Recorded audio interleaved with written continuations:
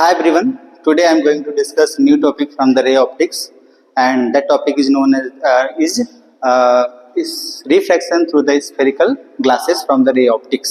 तो आज का हमारा टॉपिक क्या है? Refraction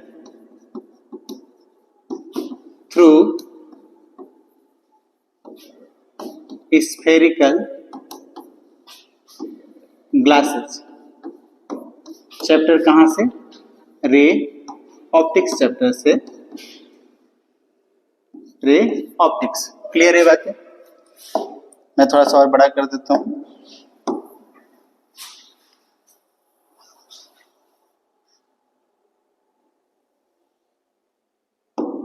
clear. अब हमको ये पता है कि जब भी कोई स्फेरिकल ग्लास में कंसीडर करूंगा, जैसे मान लीजिए मैंने यहाँ पे एक स्फेरिकल ग्लास कंसीडर किया. क्लियर. जिसका मैं मीडियम सेलेक्ट कर लेता हूं μ2. ये मीडियम मेरे लिए क्या हो जाएगा? मीडियम 2. और इधर मैं सेलेक्ट कर लेता हूं मीडियम 1, जिसका मैं रिफ्रैक्टिव इंडेक्स कितना सेलेक्ट कर लेता हूं? μ1. क्लियर है. और ये μ2 इज ग्रेटर देन μ1, मतलब ये वाली मीडियम क्या है? ज्यादा है as compare to outside medium. Clear. अच्छा, अब मुझे पता है कि मुझे एक प्रिंसिपल एक्सिस की जरूरत पड़ेगी, तो मैं यहाँ से एक इसका प्रिंसिपल एक्सिस ड्रॉ कर लेता हूँ. क्लियर. अच्छा, अब चूंकि हमने एक स्फेरिकल ग्लास को लिया है, तो कहीं ना किसी स्फेयर से कट किया गया होगा, तो उसका कुछ ना कुछ सेंटर होगा, रेडियस ऑफ कर्वेचर होगा. तो मैं एक सेंटर सेलेक्ट कर लेता हूँ, जहाँ पे मैं इसको बोल देता हूँ ये क्या है? सेंटर. क्लियर है बात है? अच्छा, अब मान लीजिए मैं इस प्रिंसिपल एक्सिस पर, ये क्या है अपना प्रिंसिपल एक्सिस, इस प्रिंसिपल एक्सिस पे मैं अपना एक ऑब्जेक्ट रखता हूं. यहाँ पे ये अपना क्या ऑब्जेक्ट, जिसको मैं किससे डिनोट किया हूं? ओ से. क्लियर. अच्छा, किसी भी ऑब्जेक्ट का इमेज फॉर्म करने के लिए हमें मिनिमम 2 रेज की जरूरत पड़ती है. तो मुझे यहाँ पर भी मिनिमम 2 रेज बनाने पड़ेंगे, और मैं रेज ऐसा सेलेक्ट करूंगा ताकि इस पूरे डेरिवेशन के लिए बहुत आसान हो. ठीक. अच्छा, तो पहली रेज मैं ऐसा सेलेक्ट करता हूं जो प्रिंसिपल एक्सिस से पास करे. तो मुझे पता है कि जो रेज प्रिंसिपल एक्सिस से पास करेगी वो विदाउट डेविएटेड जाएगी. क्यों? क्योंकि ये प्रिंसिपल एक्सिस ही नॉर्मल होगा. ऐसा क्यों नॉर्मल? वही क्यों होगा? क्योंकि हमने ये जो सेंटर बनाया है ये अपना रेडियस के जैसा है, तो यहाँ पे जो एंगल फॉर्म होगा वो क्या होगा? 90 डिग्री. अच्छा, जब कोई रेज नॉर्मल के ऊपर इंसिडेंट हो तो बिल्कुल विदाउट डेविएशन, रिफ्लेक्शन होगा तो पास कर जाएगी और रिफ्लेक्शन होगा तो वापस आ जाएगी सेम रास्ते पर. ठीक है. तो हमने ये बनाया. तो पहली रेज को मैंने कहां से पास किया? ये पहली रेज अपनी पास कर गई. क्लियर. अच्छा, अब मुझे क्या चाहिए? दूसरी रेज इमेज को फॉर्म करने के लिए. तो मैं यहां से एक दूसरी रेज को बनाता हूं. क्लियर. ये दूसरी रेज. अब मुझे पता है कि जब ये रेज इस सरफेस पे जाएगी, ग्लास के सरफेस पे जाएगी, तो ये रेयर मीडियम से डेंसर मीडियम में जा रही है. जब ये डेंसर मीडियम में जाएगी तो हमने ये सीखा है कि लाइट या तो नॉर्मल की तरफ बेंड करेगी या नॉर्मल से दूर बेंड करेगी, उसको हम रिफ्रैक्शन करते हैं. तो हमने ऑलरेडी यहाँ पे रिफ्रैक्टिव इंडेक्स मीडियम 2 का ज्यादा लिया है, तो ये लाइट रेज किधर बेंड करेगी? टुवर्ड्स द नॉर्मल बेंड करेगी. तो सबसे पहले मुझे क्या बनाने की जरूरत पड़ेगी? नॉर्मल. अच्छा, अब अगर मैं इस स्फेरिकल सरफेस के लिए नॉर्मल ड्रॉ करना चाहता हूँ, तो मुझे ये बात समझ में आती है कि वो सेंटर से पास करनी चाहिए लाइन, तभी वो नॉर्मल होगा, तभी वो 90 डिग्री फॉर्म करेगा इस पेरीफेरी पे. तो मैं एक ये नॉर्मल बनाया जो कहां से पास किया? उसके सेंटर से. अच्छा, अब नॉर्मल, इसको मैंने क्या नाम दे दिया? Normal. Angle between the normal and incident rays is known as the incident angle. तो θ1 जो है यहां पर वो क्या हो जाएगा? Incident angle. क्लियर है बात है? अच्छा, अब हमने ऑलरेडी बताया कि अब लाइट किधर बेंड करेगी? Towards the normal. ये नॉर्मल की तरफ बेंड कर गई. क्लियर. और जहां पे ये 2 रेज मिलती हैं वही इमेज फॉर्म होगा. तो ये वाला जो पॉइंट है ये इमेज फॉर्म होगा. क्लियर. सेकेंड मीडियम में. अच्छा, अब मैं इनके ये अपने इस पॉइंट को मैं कुछ नाम दे देता हूं. जैसे मैं यहाँ पर क्या नाम दे देता हूं? एक्स बोल देता हूं. और ये जो पॉइंट है इसको हम क्या बोलते हैं? पोल. इसको क्या बोलते हैं हम? पोल. अच्छा, अगर मैं इन सभी फिगर्स में यहां ऐसे देखूं कि ये अपना नॉर्मल है और ये अपना रिफ्लेक्टेड रेज है, तो इनके बीच के एंगल को मैं क्या बोल देता हूं, θ2। तो θ2 क्या है, θ2 is equal to reflected angle. Clear है क्या बात है? अच्छा, अब आप ढंग से इन बातों को हम और सुनते हैं। ये जो हम डेरिवेशन करेंगे किसके लिए करेंगे, पैरा एक्सियल रेज के लिए। What is the paraxial rays? ऐसी रेज जो प्रिंसिपल एक्सिस से पास से गुजरे, हम उनको क्या बोलते हैं, पैरा एक्सियल रेज। किसी भी रेज के लिए डेरिवेशन वैलिड नहीं है, तभी वैलिड होगा जब रेज कैसी हो, पैरा एक्सियल रे हो। ऐसा क्यों? क्योंकि उनके द्वारा जो एंगल फॉर्म होगा बहुत छोटा छोटा होगा, जो हम एजम्पशंस लेते हैं वो एजम्पशन ट्रू हो जाएंगे। क्लियर है बात है?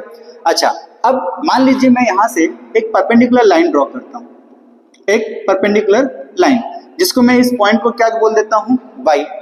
अगर आप देख रहे होगे कि ये जो आर्क लेंथ है और ये जो लेंथ xy है, अगर हमारी रेस पैराक्सियल हुई, मतलब near to the principal axis, तो आपको क्या नहीं लगता कि ये xp और xy अप्रोक्सीमेटली सेम होंगे?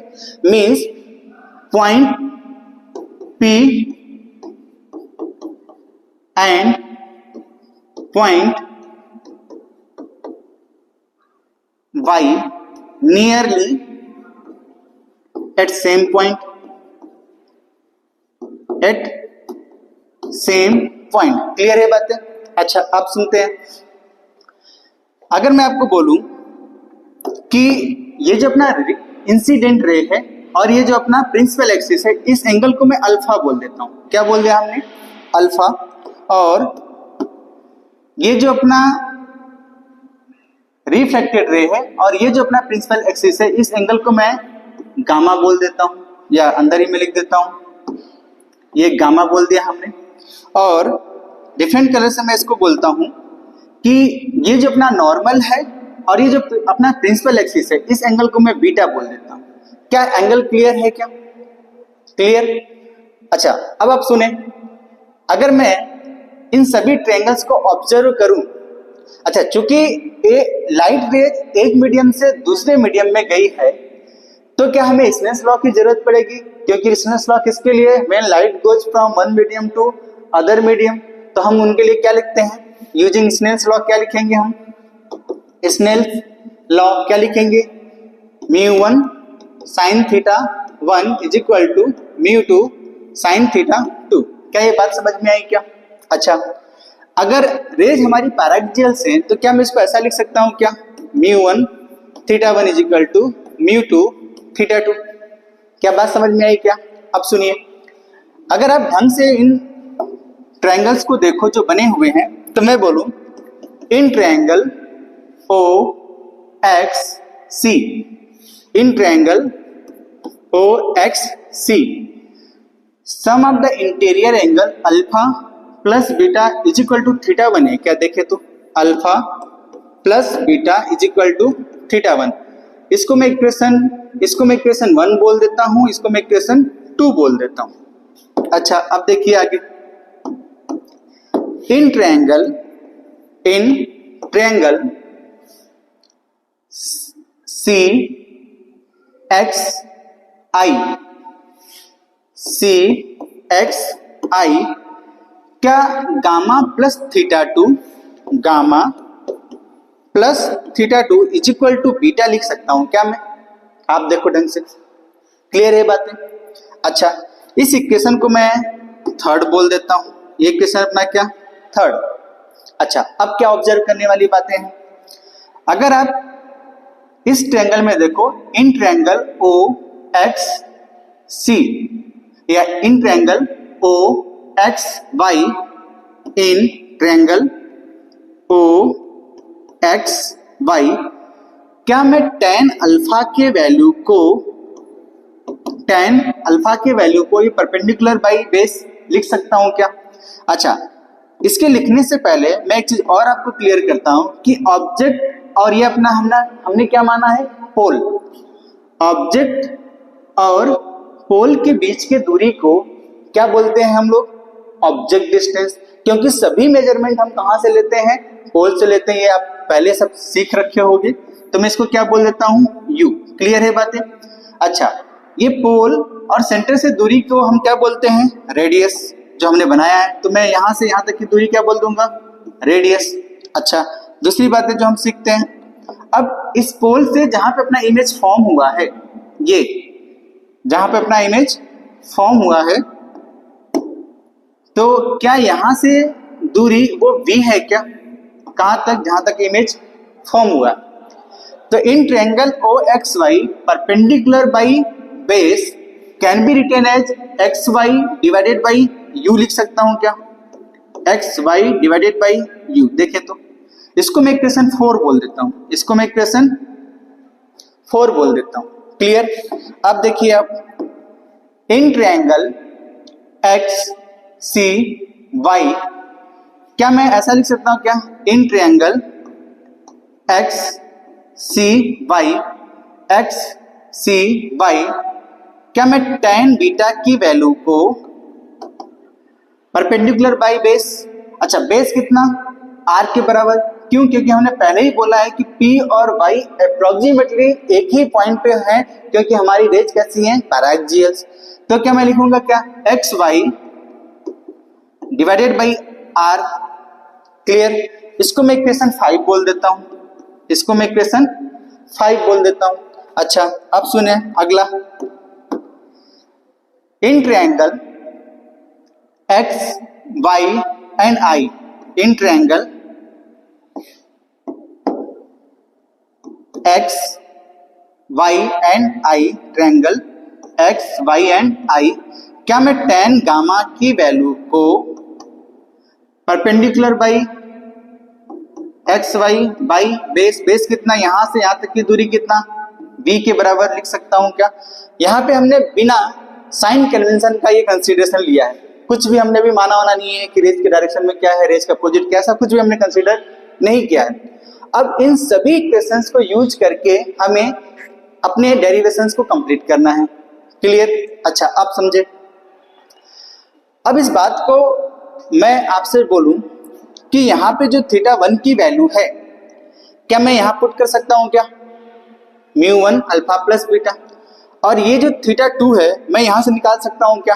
तो क्या मैं θ2 को ऐसा लिख सकता हूं क्या, बीटा माइनस गामा। देखो तो क्या मैंने क्या किया, θ1 की जगह क्या रखूंगा, अल्फा प्लस बीटा, और θ2 की जगह क्या रखूंगा, बीटा माइनस गामा। अब मैं नेक्स्ट पेज पे चलता हूं, आप देखें, μ1 θ1 की जगह हमें क्या रखना है, अल्फा प्लस बीटा। अच्छा, μ2 θ2 जगह में क्या रखना है, आप देखें प्रीवियस पेज से, θ2 की जगह बीटा माइनस गामा। क्लियर है? तो मैं क्या रखूंगा, beta minus gamma, using equation 2 and 3 से हमने ये काम किया। क्लियर? अब आप समझो, क्या मैं जो बीटा है उनको एक तरफ कर देता हूं, जो गामा है उनको एक दूसरे साइड ले आता हूं, तो मैं ऐसे लिखूंगा क्या, μ1 alpha plus μ1 beta is equal to μ2 beta plus minus μ2 gamma. Beta को एक साइड करता हूं, गामा को इधर ले आता हूं, तो क्या हो जाएगा, ये μ1 alpha plus μ2 gamma is equal to μ2 minus μ1 into beta. Clear? अब हमने जो अल्फा बीटा गामा ये सेलेक्ट किया है फ्रॉम इक्वेशन 4, 5 एंड इस इक्वेशन को मैं 6 बोल देता हूं, क्या बोल देता हूं, 6। From equation 4, 5, 6 tan alpha tan beta tan gamma को क्या मैं ऐसा बोल सकता हूं क्या, आप देखो, क्योंकि हमारी रेंज कैसी है, पैराक्सियल्स, तो tan alpha is approximately equal to alpha, tan beta is approximately is equal to beta, tan gamma is approximately is equal to gamma. क्यों? क्योंकि बहुत ही छोटे छोटे एंगल्स ये फॉर्म होंगे, बहुत ही छोटे। तो tan अल्फा की वैल्यू अल्फा के बराबर, जिसका हमने ऑलरेडी पीछे इक्वेशन क्या हमने ये सब लिख रखा है। देखिए अब tan अल्फा की वैल्यू कितनी, x y by U, tan beta की वैल्यू कितनी, x y by R, tan gamma की वैल्यू कितनी, एक्स वाई बाई बी। देखिए तो अब मैं क्या, μ1 अल्फा की वैल्यू कितनी, एक्स वाई बाई अल्फा की वैल्यू कितनी, u प्लस μ2 गामा की वैल्यू कितनी, एक्स वाई बाई v। इधर क्या लिखा है, μ2 माइनस μ1 इंटू बीटा की वैल्यू कितनी, X Y by R.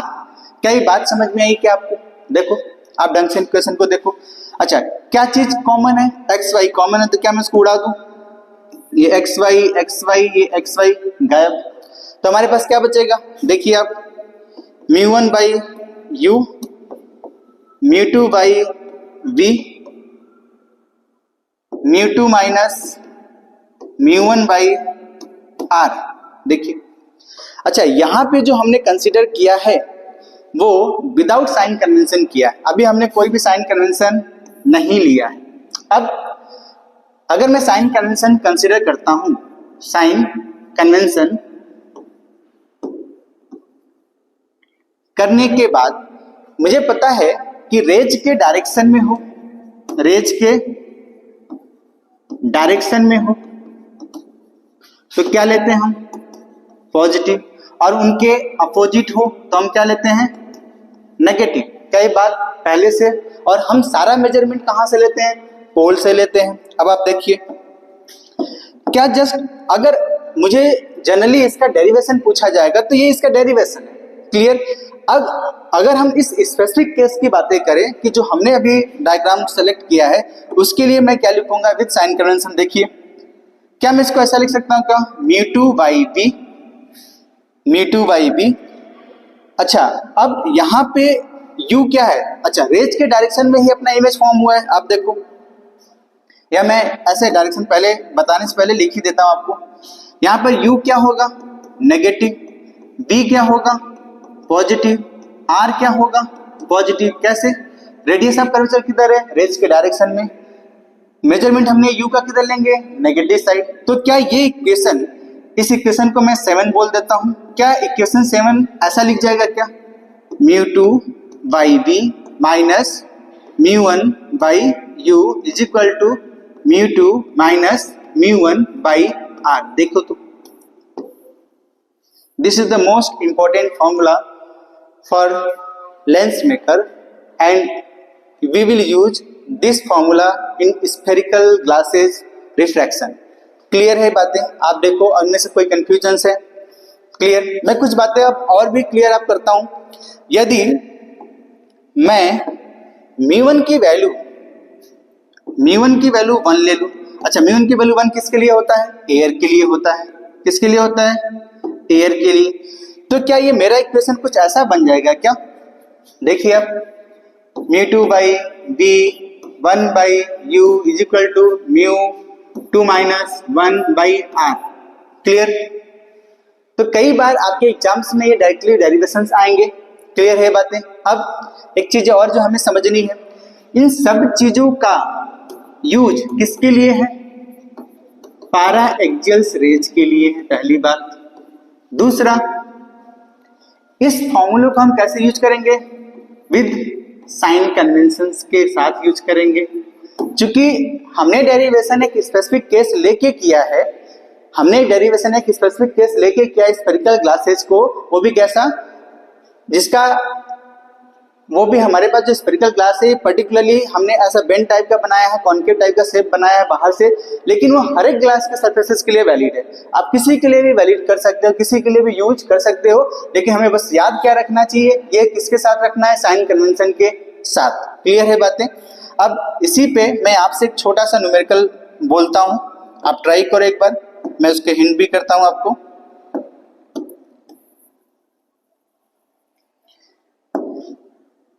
Clear.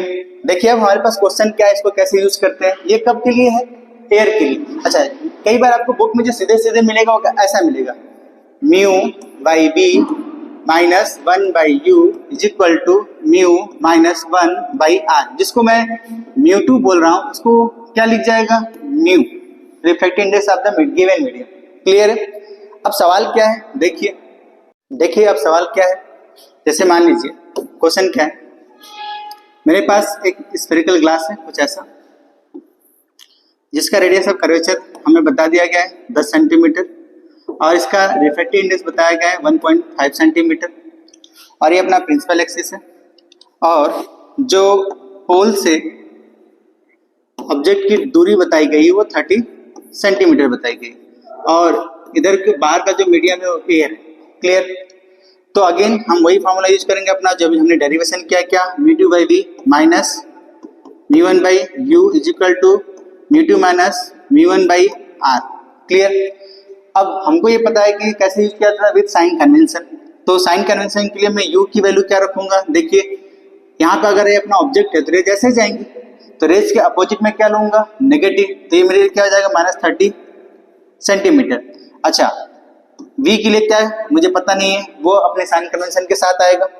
मुझे क्या फाइंड करना है, v ही फाइंड करना है। सवाल क्या है, find image distance, image distance. Clear है क्या? देखिए r की वैल्यू में क्या लूंगा, रेज के डायरेक्शन में है तो मैं क्या लूंगा +10 सेंटीमीटर। μ2 की वैल्यू में क्या रखूंगा 1.5 और μ1 की वैल्यू में क्या रखूंगा 1। अब इस इक्वेशन में विद साइन कन्वेंशन के साथ मैं इसको रखता हूं। देखिए आप सॉल्व करके μ2 की value 1.5 divided by v minus 1 by u की वैल्यू कितना हमने लिया है -30 सेंटीमीटर, तो ये लिखूंगा मैं क्या -30 इज इक्वल टू ये क्या हो जाएगा 1.5 माइनस 1 डिवाइडेड बाई r की वैल्यू कितनी +10 सेंटीमीटर। अगर आप इसको सॉल्व करोगे तो ये माइनस माइनस प्लस हो जाएगा 130 और ये 1/20 हो जाएगा। क्या देखिए 1.5 माइनस 1.5 आएगा, 0.5 को हम 1/2 लिख सकते हैं, तो क्या मैं इसको 1/20 लिख सकता हूँ। क्लियर? और ये क्या है +1/30, मैं इसको इधर भेजूंगा तो -1/30 हो जाएगा। तो क्या ये इक्वेशन मेरा ऐसा हो गया है क्या, देखो आप 3/2 v is equal to 1/20 minus 1/30। जब आप इसका एलसीएम लोगे सॉल्व करोगे तो ये 30 माइनस 20 10 आ जाएगा, तो मैं ऊपर लिखूंगा ऐसे लिख देता हूं आगे के लिए। देखिए अब 30 माइनस 20 डिवाइडेड बाई 20 इंटू 30 जो किसके बराबर है 10 20 इंटू 30, ये 0 0 गैप, तो ये कितना हो जाएगा 1/60 के बराबर है। ये 1/60 किसके बराबर 3/2 v के बराबर, तो मैं यहां सॉल्व कर देता हूं। कितना हो जाएगा ये 3/2 v इज इक्वल टू 1/60, तो 2 से 2 30 बचेगा अपने पास और ये v की वैल्यू कितनी हो जाएगी 90 सेंटीमीटर। ये कैसा है प्लस है, ये कैसा है प्लस, मतलब ये अपने पोल से कहां जाएगा, कहीं ऐसे जाएगा कहीं दूर पे, यहाँ पे कट कर रहा होगा, यहाँ से कितना 90 सेंटीमीटर की दूरी पर ये फॉर्म होगा। क्या ये न्यूमेरिकल से आपको साइन कन्वेंशन यूज करने आया? अच्छा एक बात जो हमें ऑब्जर्व करनी है, हमें ये समझना है, देखिए मैं आपको बताता हूं कि μ2 minus μ1 divided by r is equal to μ2 by v minus μ1 by u। ये स्फेरिकल ग्लास के लिए हमने डेरिवेशन किया तो है, लेकिन μ2 μ1 हमको हमेशा ये याद नहीं रखना है कि वो μ2 वो मीडियम है जिसमें इमेज फॉर्म होता है, μ1 वो है जहां से ऑब्जेक्ट रखा जाता है। ऐसा कोई जरूरी नहीं है, क्योंकि हो सकता है हमारे पास वर्चुअल ऑब्जेक्ट्स भी मिले। तो अपने को दिमाग में क्या रखना है, अपने को दिमाग में ये रखना है कि μ2 वो मीडियम है जिसमें रेज जा रही है, μ1 वो मीडियम है जहां से रेज जा रही है। इसी कॉन्सेप्ट का यूज करके अब हम लोग जो मोस्ट इंपॉर्टेंट होता है लेंस मेकर फार्मूला, उसको डेरिवेशन करने जा रहे हैं। आप देखिए लेंस मेकर फार्मूले को क्या है, आज सीखते हैं लेंस मेकर फार्मूला को। लेंस मेकर फार्मूला,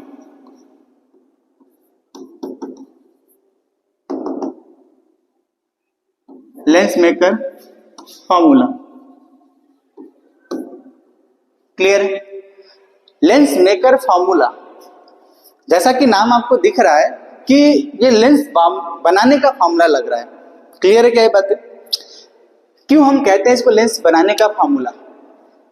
क्योंकि जितने भी लेंस के मैन्युफैक्चरर्स होते हैं जो लेंस बनाते हैं, इसी फार्मूले का इस्तेमाल करके लेंस का डिजायर फोकल लेंथ कितना होना चाहिए, रिफ्रैक्टिव इंडेक्स मैं कैसा सेलेक्ट करूं कि मुझे वही फोकल लेंथ मिले, रेडियस ऑफ कर्वेचर मेरा कैसा हो कि वो आए, उसी को यूज करके बनाते हैं। इसलिए इस फॉर्मूले का नाम लेंस मेकर फॉर्मूला भी होता है। अब लेंस मेकर फॉर्मूला क्या है उसको हम लोग पहले देख लेते हैं। लेंस मेकर फॉर्मूला को अगर आप देखो तो आपको याद होगा μ2 by v minus μ1 by u is equal to μ2 by r1 minus या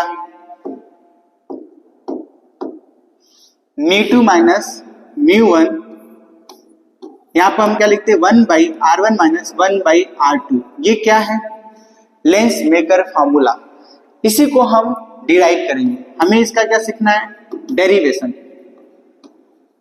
ठीक है, क्लियर है बातें? अच्छा,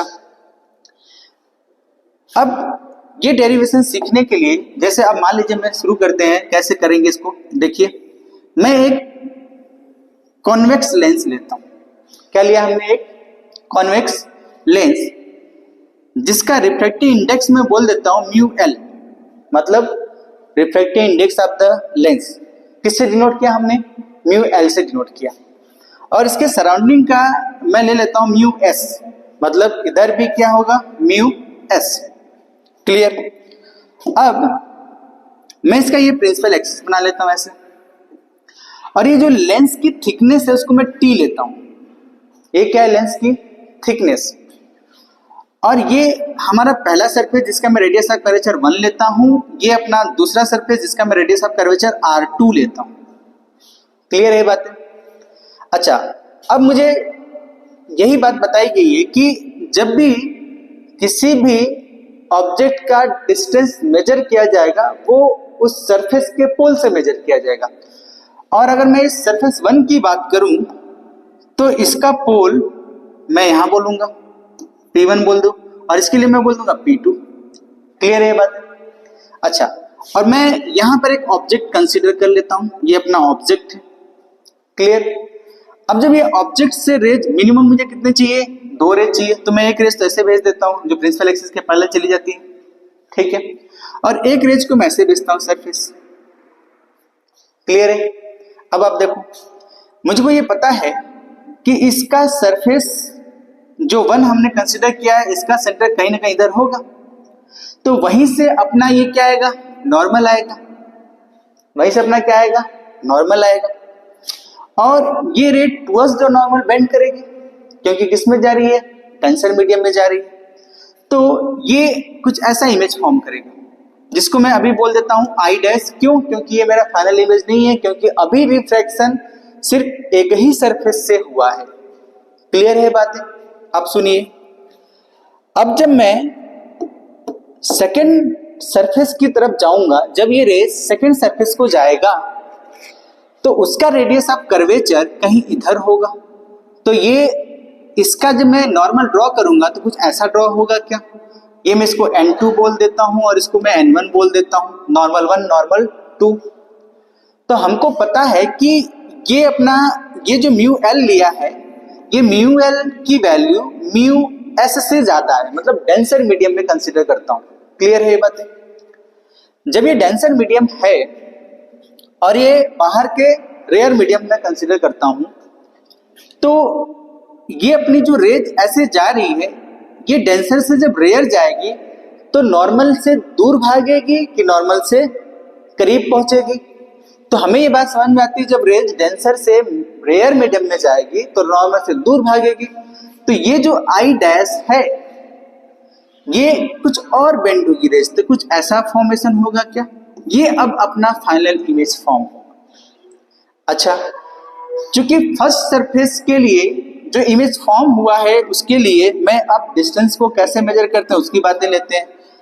यहां से ये वाली दूरी को मैं क्या लेता हूं? u, पोल से हमने मेजर किया। क्लियर? अच्छा, यहां से इसकी दूरी को मैं कितना लेता हूं? v1, जो हमारे फर्स्ट सरफेस से इमेज फॉर्म हुआ। आई डैश जो सेकंड सरफेस के लिए वर्चुअल ऑब्जेक्ट का काम करेगा, इसीलिए हमने उसका डिस्टेंस कितना लिया है? v1, क्योंकि वो हमारा फाइनल इमेज अभी फॉर्म नहीं हुआ, तो इसलिए मैं इसको v1 लेता हूं। क्लियर है बातें? अच्छा, जो हमारा फाइनल इमेज फॉर्म हुआ है वो ये आई है, इसका डिस्टेंस मैं कंसिडर कर लेता हूं b। क्या कंसिडर करता हूं? b। क्लियर है बातें? अच्छा, अब आप सुनो, जब मैं अपने स्फेरिकल रिफ्रैक्शंस के लिए जो फॉर्मूला अभी डिराइव किया उसको जब मैं यूज करूंगा तो मैं फर्स्ट सरफेस के लिए कैसे लिखूंगा? लाइट कहां से जा रही है? म्यू एस सराउंडिंग मीडियम से किस में जा रही है? लेंस मतलब रेयर से किस में जा रही है? डेंसर। तो मैं इसको कैसे लिखूंगा? फॉर्मूला क्या है मेरे लिए? अच्छा, फॉर्मूला के लिए मैं सीधे लिख देता हूं आपको। क्या लिखा हमने स्फेरिकल ग्लास के फॉर्मूला के लिए? स्फेरिकल ग्लास रिफ्रैक्शन का formula μ2 minus μ2 by v minus μ1 by u is equal to μ2 minus μ1 by r। ये अपना फॉर्मूला है। तो ये अपना फर्स्ट स्फेरिकल सरफेस के लिए मैं फॉर्मूला लिखता हूं जो हमारे पास कंडीशन है उसके बेस पे। तो देखो आप, μl लिखूंगा क्या? μl लेंस डिवाइडेड बाई, चूंकि जो फर्स्ट सरफेस की वजह से इमेज फॉर्म हुआ है आई डैश की दूरी हमने कितना लिया है? b1। क्लियर है बातें? अब आप समझो, माइनस म्यू एस सराउंडिंग जहां से रेज गई है, और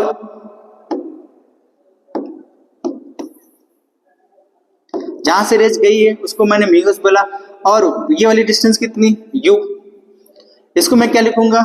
mu L minus mu S by r1। Clear है क्या? इसको मैं इक्वेशन 1 बोल देता हूं।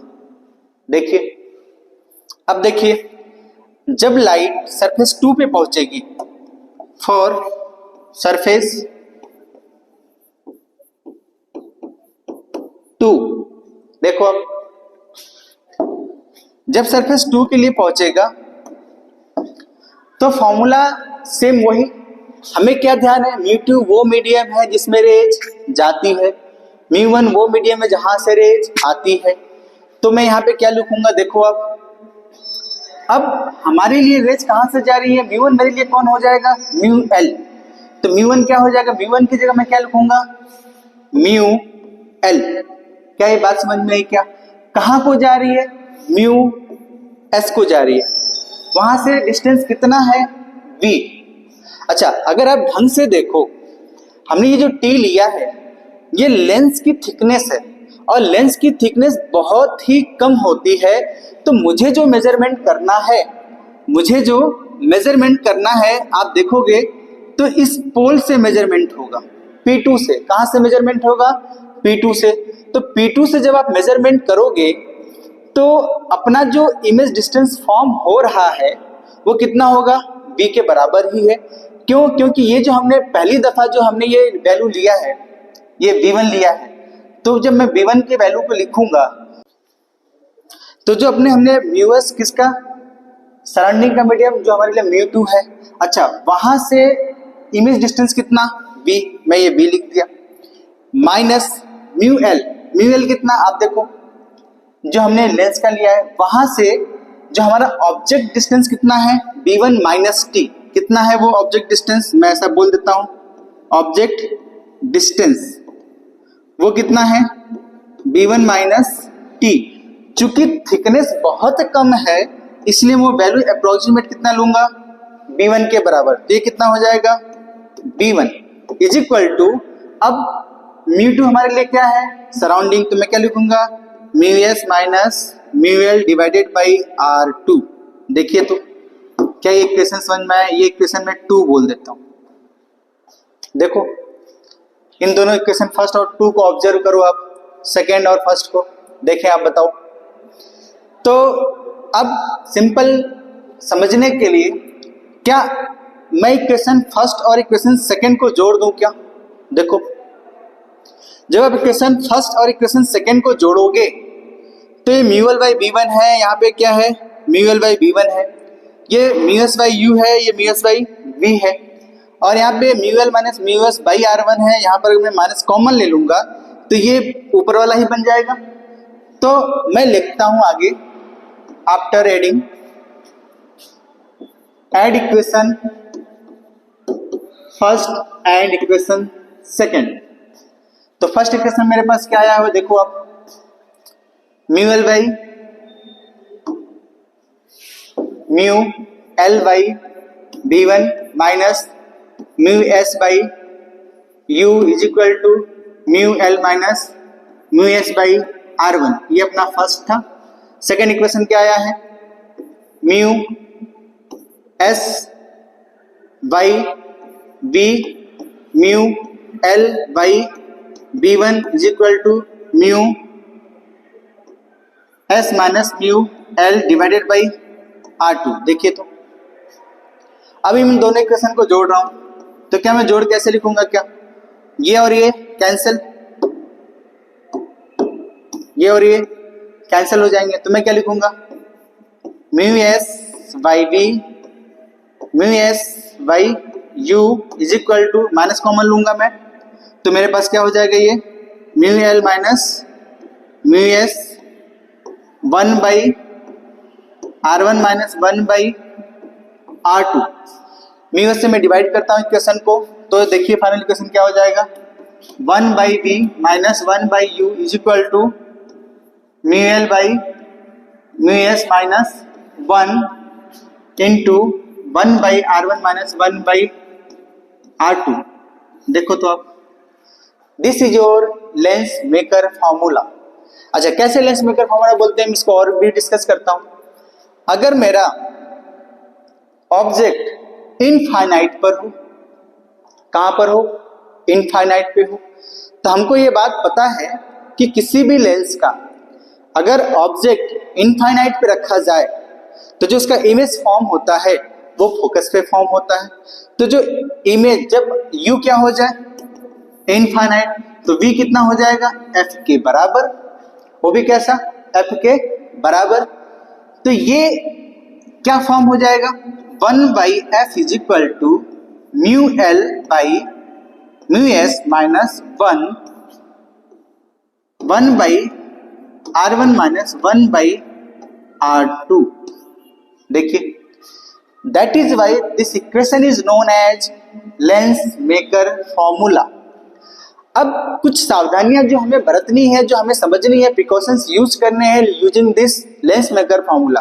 पहली बात, रेज शुड बी पैराक्सियल्स। रेज क्या होना चाहिए, should be paraxial.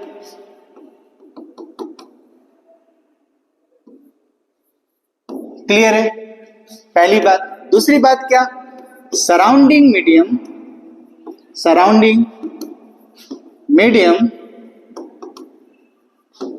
Should be same. Clear है बात है। तीसरी बात जो मुझे ऑब्जर्व करनी है, should be used for thin lens only. किसके लिए, फोर्थ चीज जो हमें ऑब्जर्व करनी है वो क्या है, यूज विद साइन कन्वेंशन। किसके साथ मुझे यूज करना है, साइन कन्वेंशन के साथ होगा। जो आपका रिजल्ट आएगा वो साइन कन्वेंशन के साथ आएगा, वहां से आप ये डिसाइड कर सकते हो कि क्या है।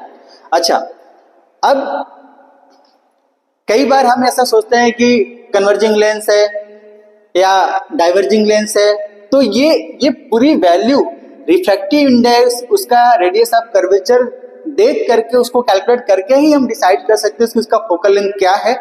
तब हम बोल पाते हैं कि वो कन्वर्जिंग लेंस है या डाइवर्जिंग लेंस है। तो आई होप आपको ये लेंस मेकर फॉर्मूला बहुत क्लियरली समझ में आया होगा। अच्छा, कुछ बातें जो थोड़ी सी और मैं आपको बता दूं, अगर सराउंडिंग मीडियम में यहाँ पे 1 ले लूं तो ये फॉर्मूला क्या हो जाएगा, mu L refractive index of the lens minus one by R one minus one by R two. Clear, जो आपको बुक में छापा हुआ मिलेगा। क्लियर है, आई होप ये सारी बातें आपको समझ में आई होंगी। आप अच्छे से पढ़ाई करो, अच्छे से एग्जाम की तैयारी करो। All the best.